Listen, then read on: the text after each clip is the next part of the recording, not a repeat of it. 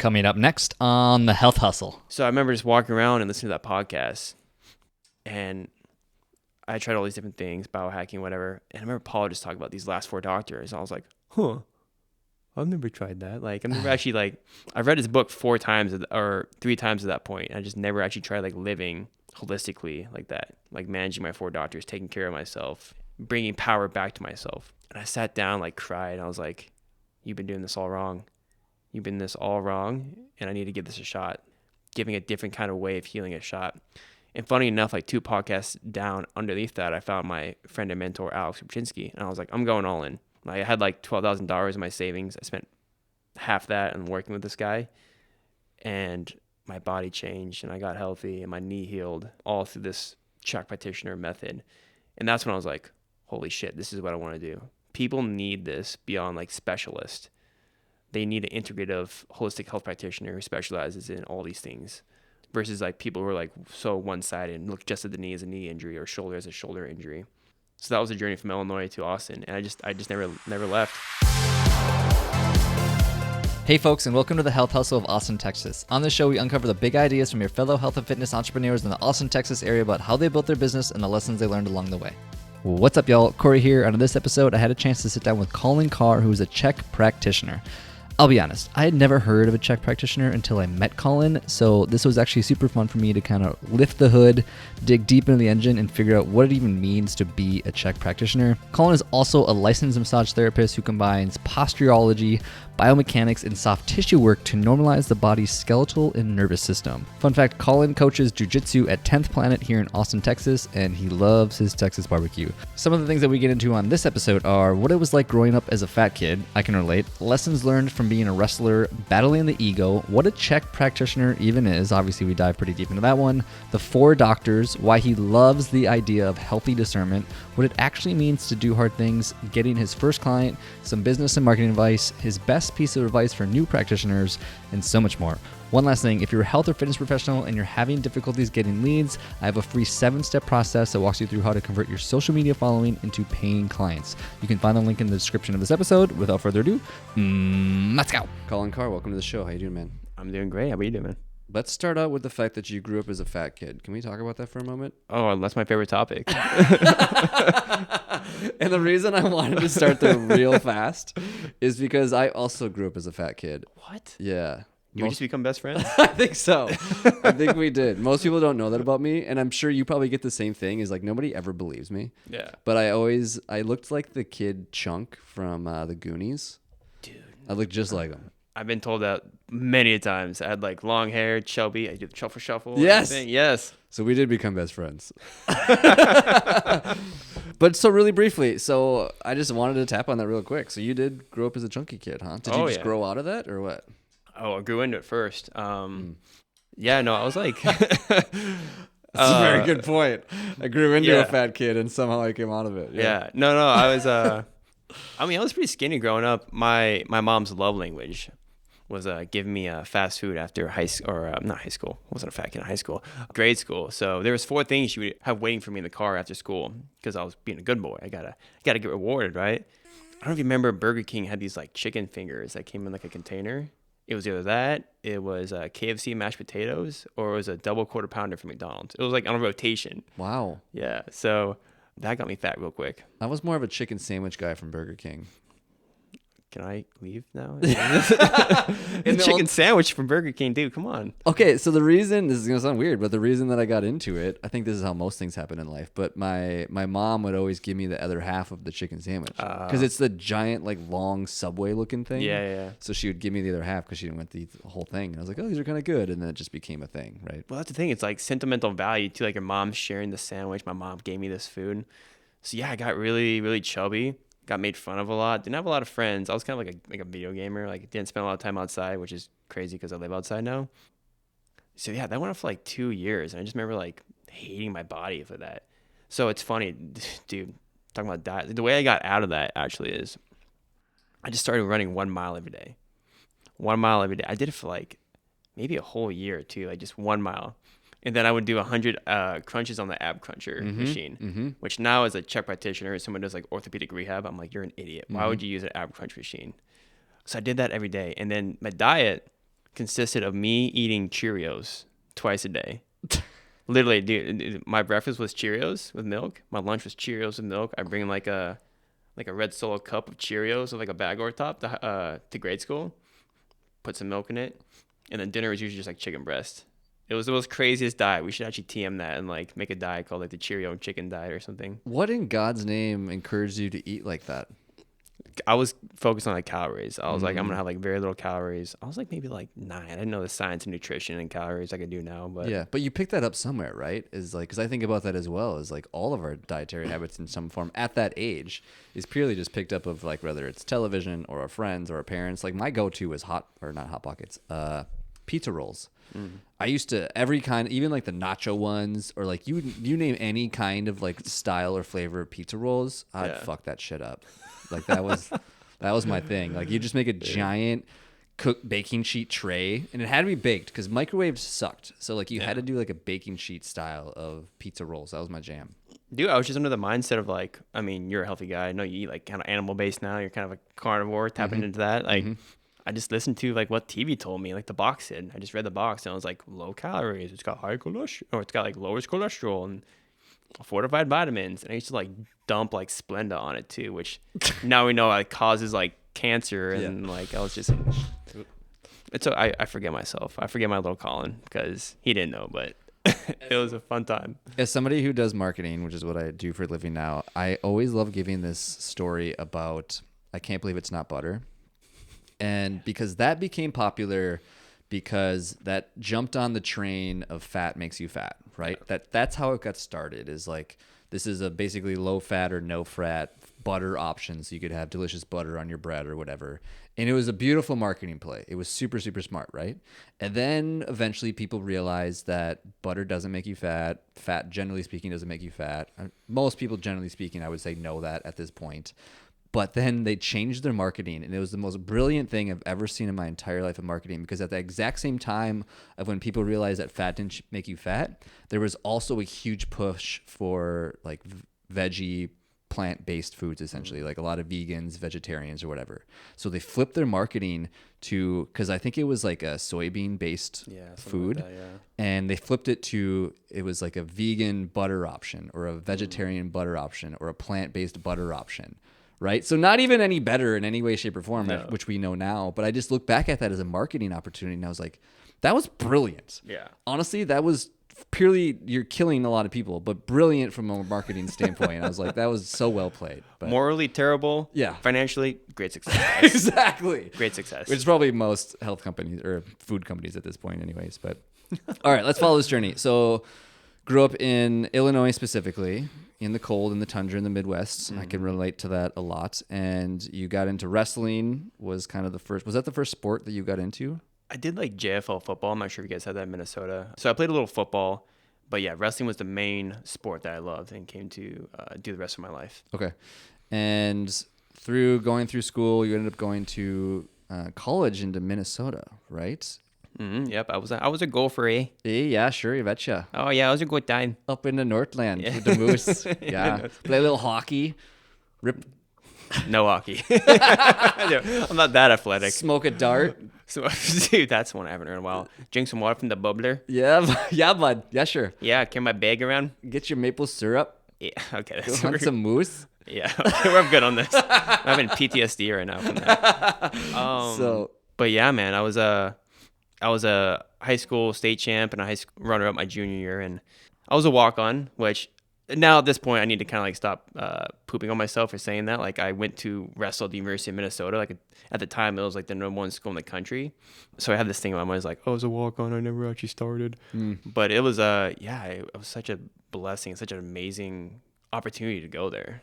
Do you feel like there's any carryover from what you do now as a CHEK practitioner to back of wrestling? Like, do you feel like there's lessons learned that you got from wrestling that you practice now today? Yeah, it's funny. Like, yes, because if anybody looks, actually, it's funny right now. The NCAA wrestling tournament's going on. I hope people can like go back and watch some highlights, because you just see like wrestlers are the craziest freaking people in the world. We'll lose 10 pounds a week. We'll put sauna suits on. We'll hop on a bike for an hour. We'll spit in a cup, we'll just do the most ridiculous things. So the light side of that is you learn how to get things done. You learn how to be dedicated. You have a purpose that you're willing to suffer for.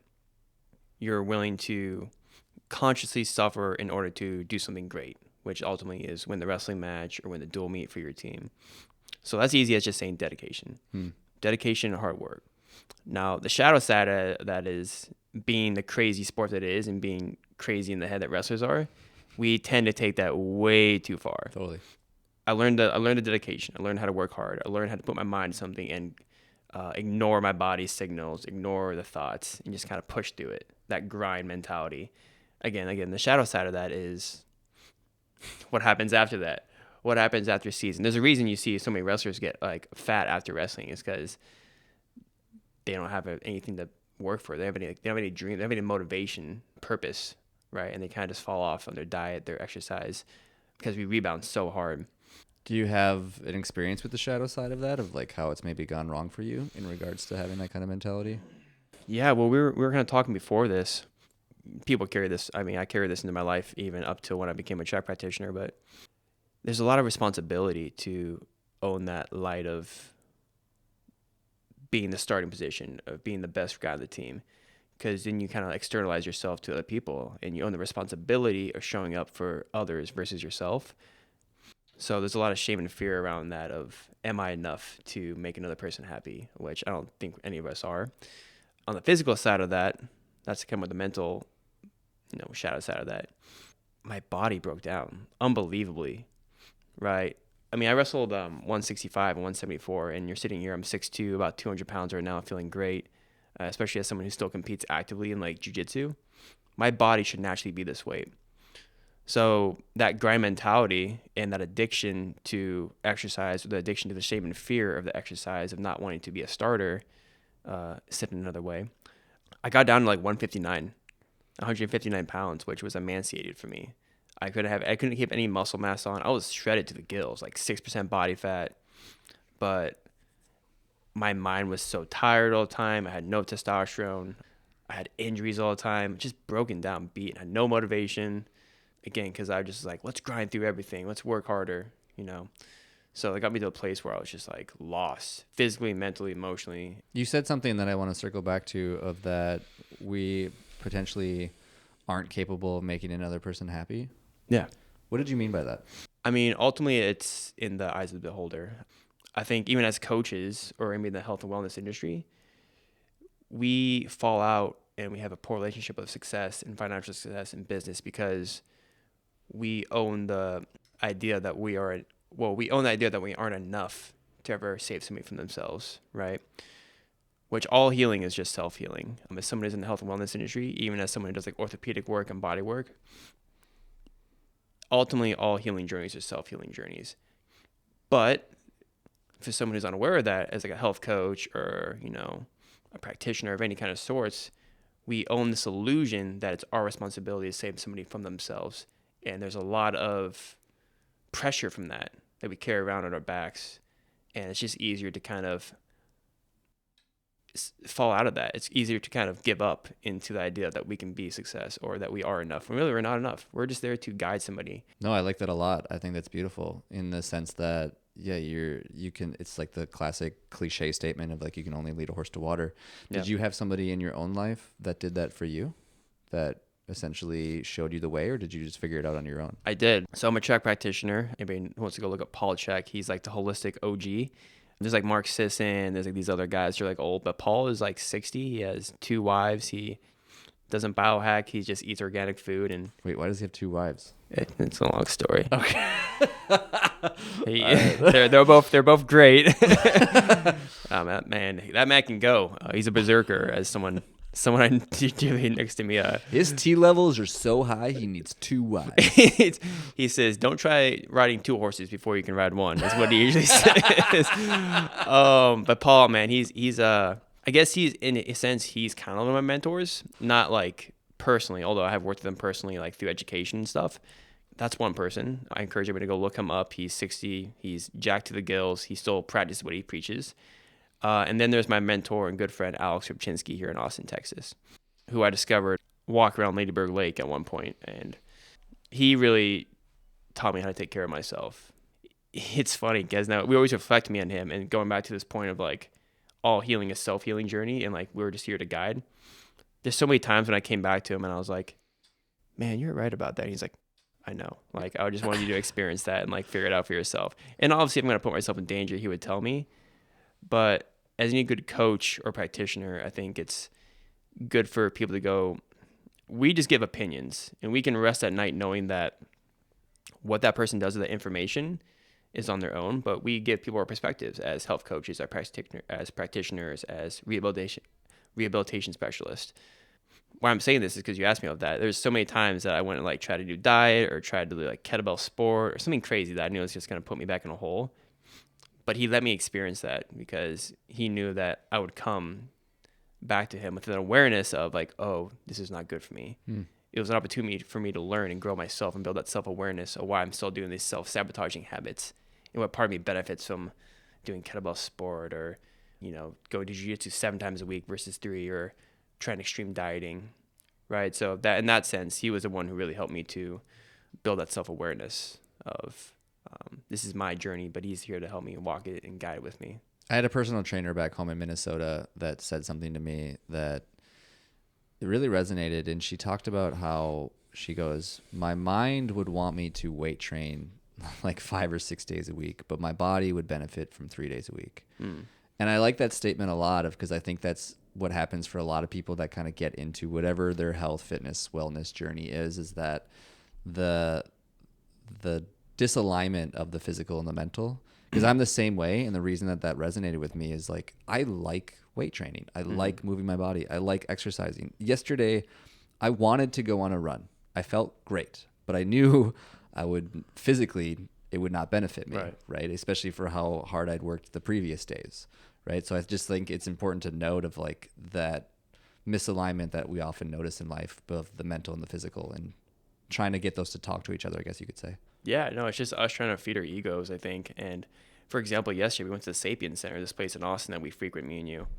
And I had this like killer workout planned out. I was like, I'm going to work out hard. I'm going to sauna and cold tub. But my partner just wanted to like move with me and like work out.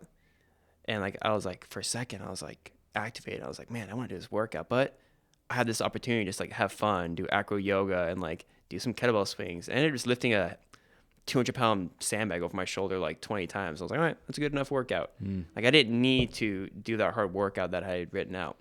And again, that's me looking at the benefits and consequences of like, what do I need versus what I want, which is something that anybody who wants to become like a health coach or a practitioner needs to like learn to share with their clients. Totally. So can you explain what a CHEK practitioner is to a 5-year-old? Like if nobody has no idea what it is, like what does that mean? To a 5-year-old? Yeah. Well, I think many of us are just 5-year-olds walking around in adult suits, so that's why I bring it up. Yeah. Right? There's a whole, I don't know if you're familiar with ELIF, I think it is. Explain it like I'm 5. It's a whole, you know what Reddit is, right? Yeah. There's a whole Reddit I'm familiar. Yeah. There's a whole Reddit subform of, I think it's ELIF. It's explain it to me like I'm 5, because like most of us, like cognitively speaking, from what we're new information is like, yeah, I need it dumbed down as much as possible. So like for a CHEK practitioner, I don't imagine there's a maybe there is a CHEK practitioner subreddit, maybe? I don't know, maybe. Dude, I should look. Yeah. Explain it to us of like, what is it essentially at its most base form? In its most basic form. So CHEK practitioners are specialists in holistic health and rehabilitation, especially at the level that I'm at. We specialize in connecting this word holistic gets thrown around a lot. I don't think people are truly as holistic as they say they are, because we literally, if someone has like a back injury, for example, and this will kind of clarify where I'm going with this. You have to look at their diet, their lifestyle, their breathing patterns, their relationship to what pain means to them. You have to look at this isn't 5-year-old terms. You have to look at what's going on in their skull, what's going on with their jaw, what are their eyes doing, how are they breathing?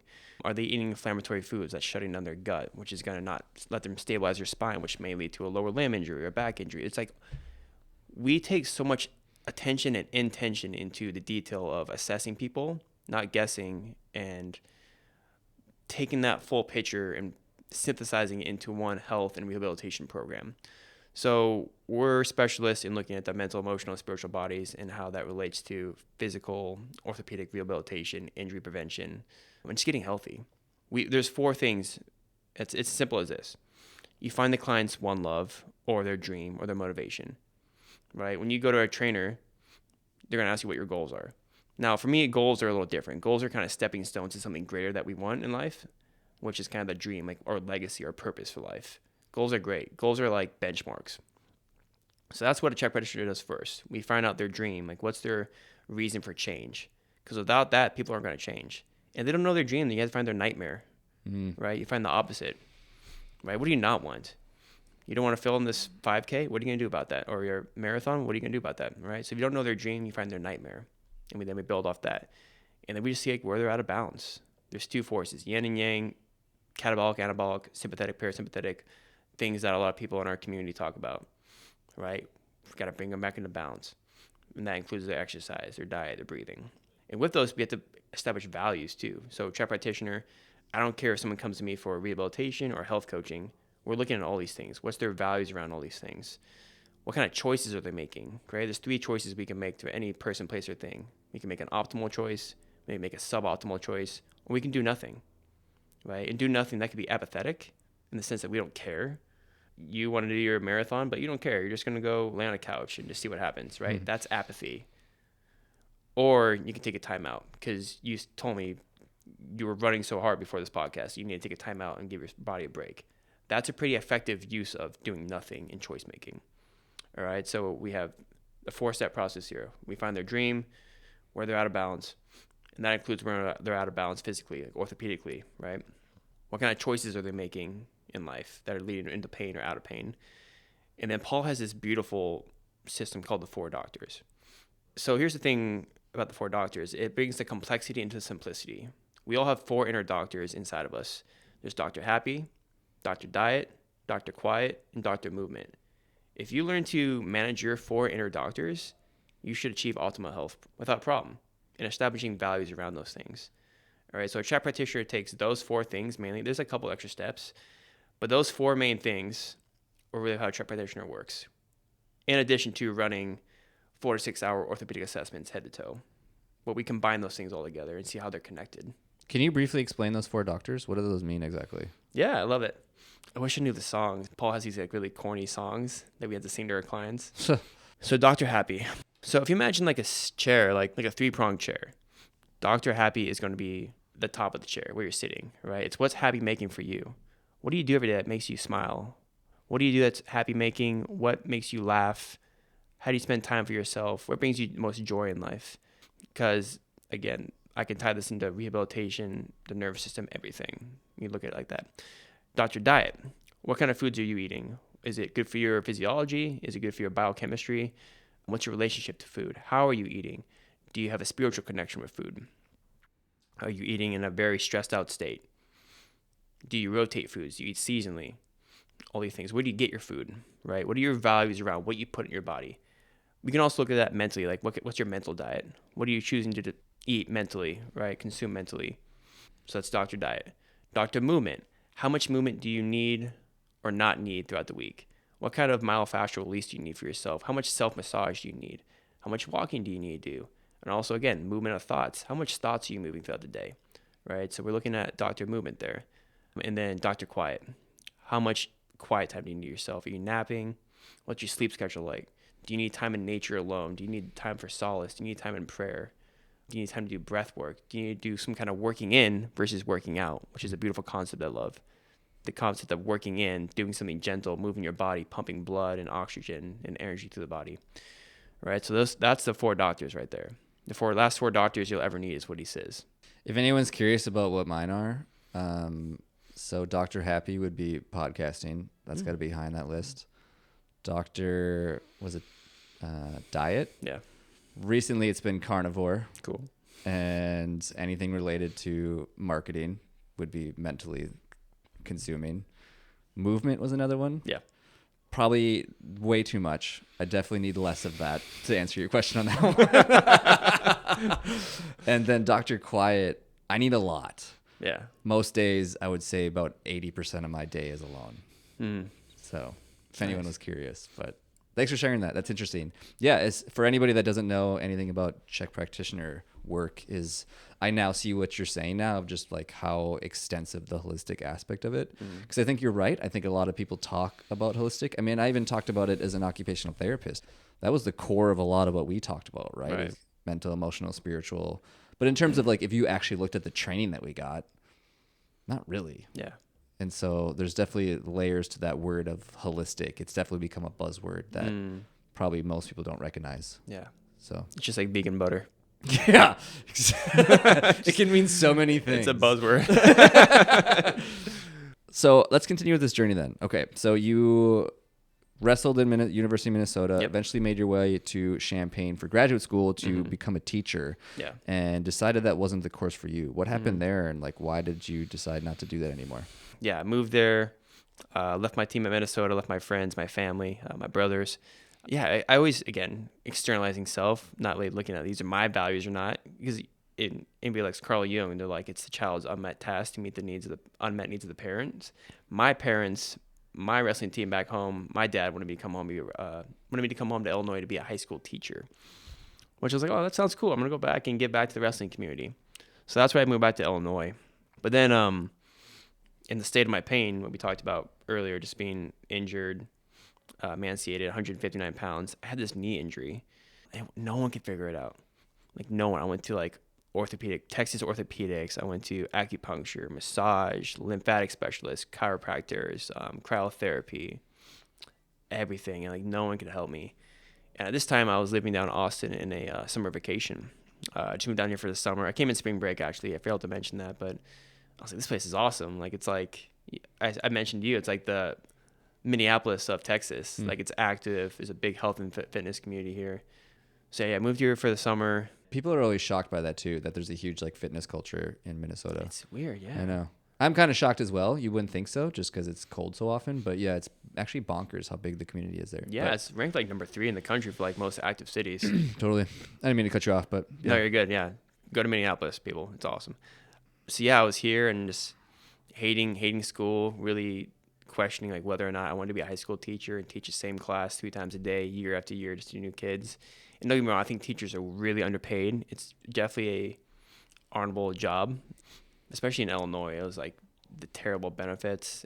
Dude, the government in Illinois is the worst. Dude, the worst. Yeah, we literally had a criminal for a governor, I'm pretty sure, like it is 5 years ago. Worst of all the states. And the only reason I know this is because I did my grad school in the Quad Cities, which is literally the border of Illinois and Iowa.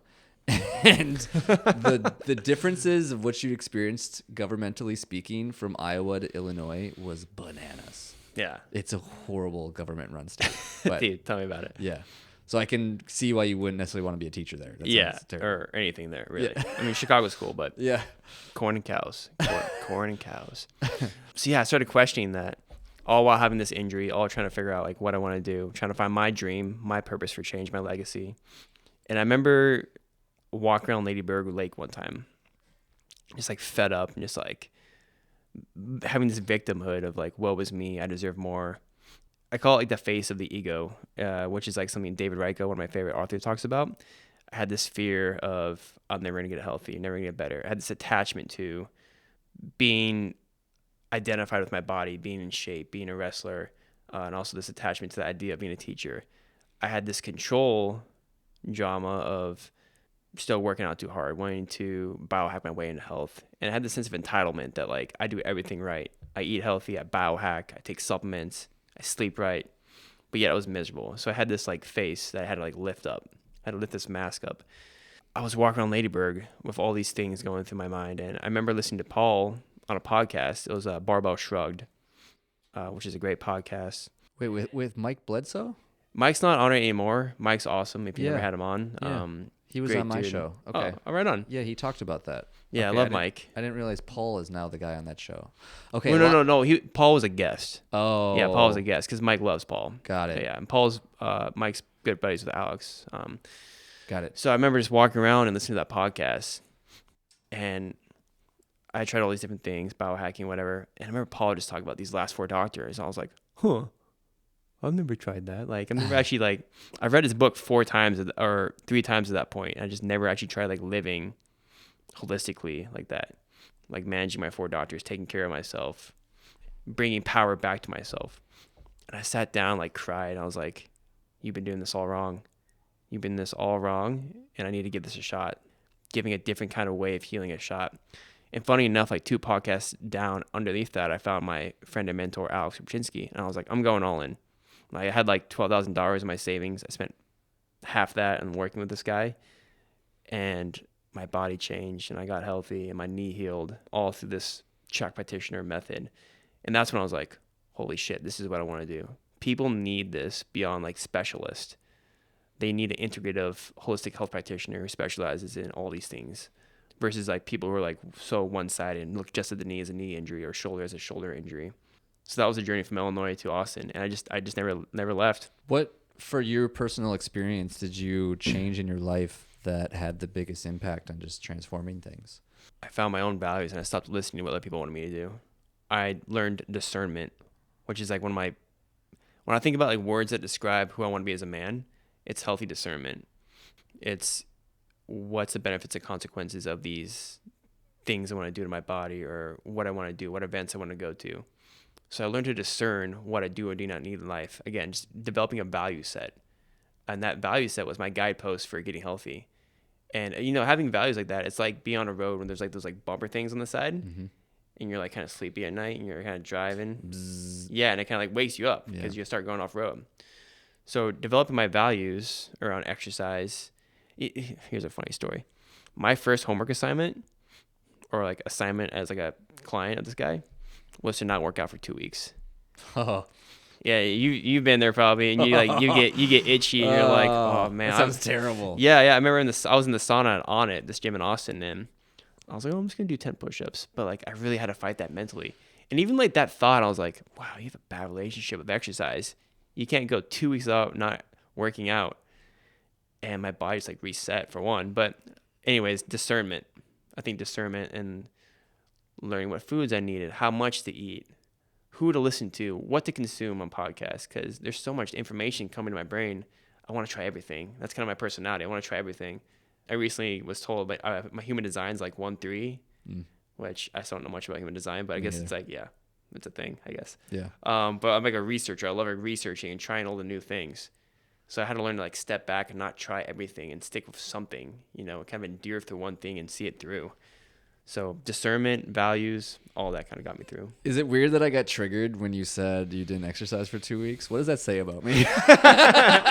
Sounds like after your marathon, you need to take 2 weeks off. Seriously, though. And I'm really glad you brought this point up. I can't remember who I was talking to about this recently, about that concept of doing hard things. And it's so funny because hard things is very relative. Mm-hmm. And because especially here in Austin, 9 times out of 10, when somebody says do hard things, what they're saying is exercise harder, do more reps, run farther, sauna, ice, all these like physical endeavors that are challenging, climb a mountain, whatever, right? Do a hard thing. However, I would also argue that for most people in Austin, those are no longer hard things for them. Yeah. The hard thing would be taking 2 weeks of not doing anything. Yeah. Yeah, no, the hard thing is to sit with yourself and ask why you're doing it, to dive into yourself and, see how you benefit from this, and to question that. I mean, it takes a lot of courage to ask for help. It takes a lot of courage to dive into yourself and really get nitty gritty on your values around why you're doing this or who you're doing it for. Maybe it's, a girl. Maybe it's your mom and dad. So subconsciously, there's a lot of unconscious agendas that we carry around for why we do the things we do. And that's the hardest thing right there, is to dive deep into self and have that courage, which is why any client that comes to me, I want to make sure I acknowledge the courage it takes them to find help, because a lot of them are in pain. And that's also one of the hardest things, is to get out of pain, because we benefit a lot from pain. We get a lot of sympathy, we get a lot of victimhood, people pay attention to us, people take care of us. So that's the real hard thing. Is to dive deep into self and to really ask why you're doing these things. If you were to ask Christian Drapo, who I had on the show recently, I think he would tell you it would be fear. And because fear can show up in many forms. And he was talking about on an earlier episode, if anybody wants to check it out, about just that aspect of when he was out in the monastery. And if you sit with any thought long enough and just watch it, you don't judge it, you do nothing with it, you just sit and watch it for long enough, it all leads back to fear. Fear of judgment, fear of loss, fear of poor health, fear of whatever. But it always leads back to that concept of fear. And I would agree when like, as we're talking about this right now in this moment, and that idea of anyone listening that would like, when I say like, don't exercise for 2 weeks, I'd be curious as to like what people are feeling in this moment. Because like for me personally, I think there's a component of fear of judgment, fear of opinion, because like there's this false belief that somehow like my physical appearance is related to my value in some way. 100%. And I don't know if it's like Yoda who said this, but it's like, if you can't, you must. And when I find myself like being so resistant to something, I go back to that saying, like, if you can't, you must. Because otherwise you have an addiction to it, or you're keeping yourself closed-minded. Yeah, I think it reminds me too, is the other one I've been thinking about a lot lately, is like people who don't have time to meditate for 10 minutes probably need to meditate for an hour. No. Yeah, exactly. Right? Yeah. I think about that one all the time. It's like when I'm like, oh, I'm so busy, I have so many things to do. That's a trigger for me now of like, this is exactly why I should do nothing. Right. For a longer period of time. Yeah. Yeah. Let's continue this journey, man. So you're here in Austin. You're a CHEK practitioner now. What was that phase of becoming a CHEK practitioner look like? Was it like a Yoda, Luke Skywalker deal where like you had to pass all these tests, or like what does that look like to become a CHEK practitioner? It is a rigorous schooling for sure. I'd say it's the holy grail of like corrective exercise and kinesiology. It was Yoda in the sense that I had a great mentor and great friend who helped guide me. But it's a several year program. It's about 5 years. I'm currently in year number 4. It's 7 years. Is that what you said? It takes several years. Several. I thought you said 7. You can do it in 5. I said 7 initially, but you can do it in 5. So it's 5 years. It's a lot, man. Okay. So it gets progressively harder. I joined the CHEK Academy, and I was doing other stuff all during this too. So I was like kind of hustling, being healthy and hustling. The podcast. I had to throw it in there. Wait, hold on. Oh, you have one of those. Yes. Health and hustling. That's so amazing. So yeah, this academy is about 5 years. So they ease you in, right? Year 1, you learn how to be like a normal, year 1's all about taking care of yourself. They have a course called Holistic Lifestyle Coach Level 1, where you learn the basics of food, nutrition, diet, all that stuff. And then there's the exercise part. Because again, there's the lifestyle and health coaching part. And then there's the exercise part that takes you up to like a rehabilitation physical therapist, essentially.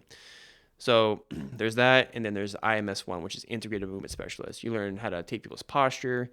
You learn basic corrective exercise, but still beyond most like NASM or other kind of like personal training certifications. They teach you how to do objective measurements. Year 2, you get into IMS 2, Integrated Movement Specialist Level 2, where you learn 28 new orthopedic assessments. So your assessment now takes about 2 hours. Because we're looking at people's infant development, their neurological wiring as a child. Like, did they miss something because they were in jolly jumpers, and how that affects their movement patterns and their motor pathways now. We're looking at their gait. We're looking at head to toe, joint ranges of motion and angles for every bone and muscle in the body. We're doing upper cervical testing for atlas subluxations, your top cervical spine. So things like that. They teach you that in year 2. And then there's also the health and lifestyle coaching part of that. Well, this is where the training for the professional health coaches come in place. They teach you how to work with clients, how to find those 4 things we talked about. And Paul has this like brilliant like health appraisal questionnaire that it ties in. If you want to get woo-woo, we tie in like the chakra system and like organ and glandular systems, and we're looking at people's stress and like their physiological load. Like, how much stress is this person under, and how is that person going to tolerate exercise? So that's how we take that, we mirror it with the science. Because if someone's under so much stress, they teach you can't like have these guys like squatting and deadlifting. Again, they might have to take some time off. They might have to work in. They might have to do some like Tai Chi, something that's going to balance the nervous system before we put them under more load. Year 3 was last year. So that's Holistic Lifestyle Coach Level 3. We get into like Jungian psychology. We talk about archetypes. We talk about traditional Chinese medicine. We get into reflexology. Again, Paul has somehow synthesized this all into one beautiful program. And how it all ties in. And then IMS 3 is about spinal pathology, rehabilitation. So my current level, I look at people with like herniations, disc bulges, stenosis, spondies, any kind of like lower back injury. And that could be somewhat severe, as well as like SI joint, hip joint, knee, hip, ankle, those kind of things. My current year is we learn about shoulder health, shoulder anatomy, shoulder rehabilitation, neck, jaw, all that stuff. But during all that, because I was hustling, I went to massage school. I went to 2 different massage schools. I was traveling to Florida to become a neurosomatic therapist, which is like a structural orthopedic massage where they teach you TMJ work, organ massage, how to massage eyes, how to mobilize and correct people's craniums, upper cervical mobilizations and corrections. I'm not a chiropractor, but I know how to work with all those things and correct those things. Then I was traveling doing certifications. I was getting my personal training license. Jeez. All these things. So I was hustling the last 3 years, and now I'm in a place where I'm just kind of practicing and building my business more. How did you get your first client? Oh man, I feel like I stole someone from Equinox. Oh really? Well, no, I was working at Equinox as a personal trainer. I was personal training on top of this while doing all this education. And this guy came in and with his girlfriend, and he was like, "So what do you do? Like, can you just like train me outside of here?" I was like, "Oof, I don't know. This is like morally right," but I was like, "I'll talk to you. Let me think about it." He just didn't want to train. Yeah, so I didn't rob anybody from Equinox, but he just didn't want to train there. He wanted something different. He wanted more, again, like a more like holistic. He actually like said this. He's like, "I want a more like well-rounded, like holistic perspective on like exercise and diet." Just by telling him like what I did, he was like, "Oh, I'm actually really curious." So he invited me over. He was my first client. He was great. He still talks to me today. He's like, "Man, you changed my life for just like 10 weeks of working with me on the simple diet and lifestyle stuff and like a good corrective exercise program." And then from there, I started getting some more referrals and stuff like that. But that was my first client. It was amazing. That's cool. So how long did it take for you to get out of being a trainer and just doing the full CHEK thing then? So actually, I still work part-time because it fulfills me working with people. And it's like, I want to be of service to people. Got it. But I do CHEK practitioning as a trainer. Like, I guess like I'm technically a personal trainer, independent contractor, but my boss knows specifically like my training and what I do. Right. And I have full ability to run my assessments how I want. How did you learn the business marketing side of what you do now? Because obviously you got this incredible program and training from an actual practitioner and helping people. But what about like the business logistics of it? Like, how did you figure that stuff out? That is still a process. Might have to talk to you. But my business model is, well, one is be a jiu-jitsu coach and hurt your clients so they'll come see you. Perfect. I love that strategy. Yes, that works. I did the same thing when I used to work in physical therapy. Is I just push people downstairs, and I was like, "Oh, it looks like you come back to physical therapy." People joke with me all the time because I choke people out and I'm like, "Come see me for your neck." But in all seriousness, I can't wait for you to come, man. It's gonna be a fun time. Then you'll be a client of mine. It's like the McDonald's worker that also is a personal trainer. You know what I mean? Yeah. It's like, well, It's perfect. It's perfect business model. Yeah. So, but I do need to work on marketing. I've had beautiful business coaches, but the model I work on right now is just like, again, make people not need me. It sounds kind of counterproductive, but I don't want to make someone be a walking billboard for me, but I want to allow them to be a walking billboard for me, because people get results when they come to me consistently for body work or for training or rehab. And then I just trust the universe, honestly, that I'm going to get referrals, and it's worked out pretty well. Again, I'm not to like only doing CHEK stuff, but that model of just like doing good work and having a lot of attention and intention in what I do for somebody has always returned itself on value for sure. Yeah, I think that's great. I had Daniel, he's a chiro on the show not that long ago, and his average patient visits was less than, I think, 2 visits per patient. Which is unheard of in the chiropractic world. And yeah, he prides himself a lot on that, of like actually doing the things that get somebody better, right? And then they become your, as you said, billboard. So I think it's a great model. Yeah. I definitely want to work on content. You know, I love networking. I love your event. So trying to get out there more and just meet more people, because we can all help each other, right? There's no, like, I'm not entitled to everybody. I want to know when to refer out and meet people that we can benefit off of one another. So, well, especially something like what you're doing, which I would argue probably a lot of people listening to this probably aren't familiar with. I mean, I wasn't familiar with it, honestly. It's like what it actually is and how you can add value to somebody. So just like the aspect of education, I feel like I would argue would be probably your best form of marketing at this point, of literally just educating people on what you do and what problem you solve at its base level. Yeah. Like if you can show that to people, I think that would be all the marketing that you need at this point anyways. Nice. But take that. Just live consulting here. So obviously I want to get into just a snippet of the future of where you're headed with everything. So obviously you have to finish this program. You want to continue your training. You want to build your own practice. What about even like longer term than that? Like, have you thought about like the future of where you want to go with all this stuff? Yeah, man. So when I finished the institute, like I said, I love the idea of having my own studio, because I think there is something to having a building. I think it just like gives you credibility, and I love the idea of having like a sauna and cold tub in there, and even hiring other practitioners. Because one of my favorite things to do is I like to mentor younger CHEK'ys, as we call them. You know, it's an adorable word.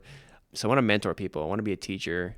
I want to teach people about this stuff and bring up another generation of, I don't even know if it's like CHEK practitioners, just practitioners in general, because I think there's something really beautiful here. You want to become the Yoda. I want to become the Yoda. No longer the Skywalker. No longer the baby Yoda. I want to grow up into CHEK'ys. real Yoda. That's clever. So there's that. And then just like we need to take a break from exercise after I finish this, I'm just going to rest in that and try not to learn anything else and just help as many people as I can. But again, studio maybe. I'm also working on building out an online program right now to sell, which is kind of taking you from a basic health line to more deeper concepts.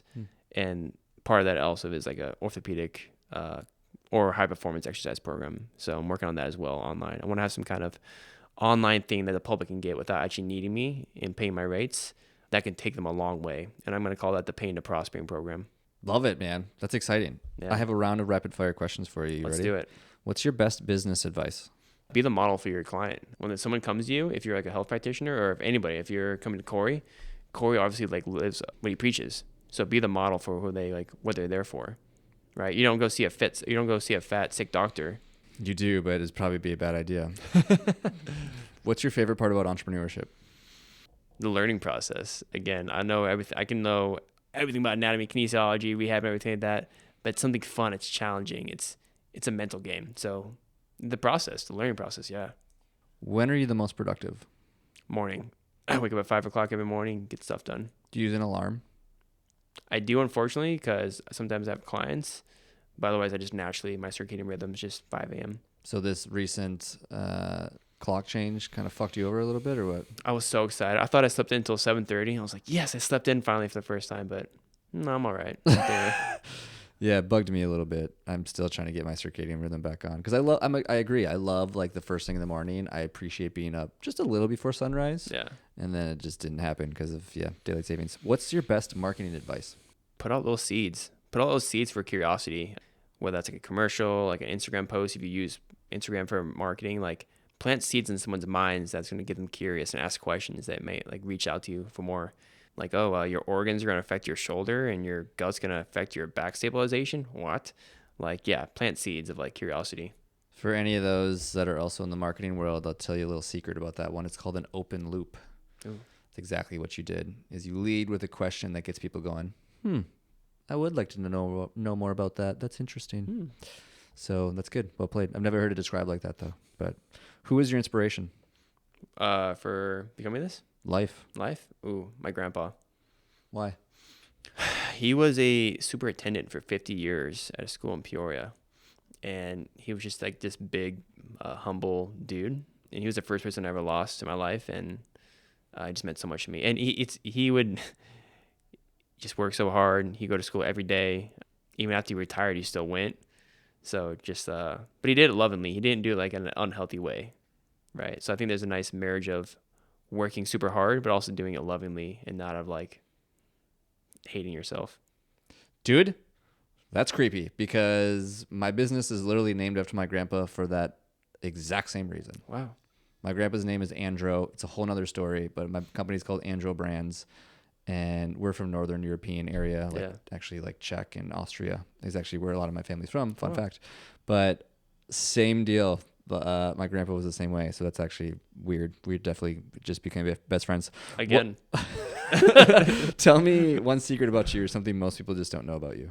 Some people are going to listen to this who know me, but if you don't see me, you might think I'm this like big burly like savage. Especially if you see me like do like jujitsu or like wrestling, but I'm a sweetheart. They call me the colonizer at jiu-jitsu. I'm like, first off, don't call me that because I don't think it's right. But I'm like, call me compassionate Colin because I'm a sweetheart. I'm a big teddy bear in here. What would you change about yourself? Nothing. What's your favorite app or resource right now? I'm gonna say YouTube honestly because I'm always on the YouTube and like rehab stuff. What channel though? Physio Tutors is really good. Paul Chek's podcast. There's like 700 videos on there. Is amazing. When were you the happiest? I recently went on a trip to Sequoia with my partner, and I remember looking out over a dome. We were on this dome in Sequoia. It's like a beautiful dome, like 7,000 feet high. And I just remember just feeling on top of the world and looking out at like Socorro National Forest and just being in awe of nature with this person. So yeah, that was the last time I remember being the happiest. That's cool. What's your favorite part about Austin? You can't say the people. Oh, food. Food. Yeah. Meat, I assume, of some form. Meat. Barbecue. I knew you were gonna say Barbecue. Leroy and Lewis. Which one? Leroy and Lewis in the Cosmic Coffee Bar. Oh, really? Wow. Oh, I haven't had that barbecue We'll go. yet. We'll get some beef cheeks. Okay. Yeah. I had some pig head tacos not that long ago. Those were pretty dire, I'll be honest. Right on. So I have one last question. Before I ask that question, though, I just want to acknowledge you, man, for bringing something to this world that I feel like a lot of people don't know about, and doing it from a place of, one, solving your own problems, scratching your own itch, and then now also wanting to serve other people at a high level. For showing up today, just being honest and authentic, and of just always being a kind-hearted human. Even when I ran into you at Barton Springs the other day, you're just have a nature about you that's just very calm and peaceful and nice to be around. So I just want to acknowledge that. Oh, thank you. I received that. Thanks. Appreciate it. So before I ask my last question, where can people find you? What's your plug? Colin Carr Coaching on Instagram. 1 L in Colin, 2 R's in Carr. My name, Colin Carr Coaching, is my website as well. Last question. So it's really whatever your best piece of advice is. So if you were to start over as a CHEK practitioner from ground zero, or you were talking to any other health, fitness, wellness practitioner, maybe in the early stage of their business, what's maybe the best piece of advice you could give to them just to make sure they're focusing on the right things and not just getting lost in the noise? Going back to discernment, I would say find your dream. It comes back to that. Like, what's your dream? What's your North Star? What's your reason for change? But also, it's I before we before all, right? Take care of yourself before you enter into any relationship, and take care of yourself in that relationship before you give back to the broader community or earth or everybody. So take care of yourself. Learn self-care, learn self-awareness, learn discernment, learn your values. Because even as like a beginning off in the CHEK Institute, I didn't know those things. So I had to kind of sift through those. So that's what I would say. Your I before your we before your all. Is that how you said that? Yeah. Interesting. I never heard that. I like that. Cool. Thanks for being on the show. All right, brother. Appreciate it, man.